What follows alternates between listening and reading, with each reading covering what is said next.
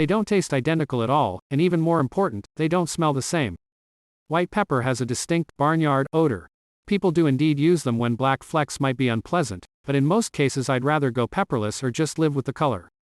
Same plant for both. Black pepper is unripe fruit, green, picked and sun-dried till it turns black. White pepper is the fully ripe seed stripped of its outer husk.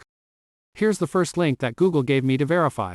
http://en.wikipedia.org/wiki/white_pepper #white_pepper, see link. 1.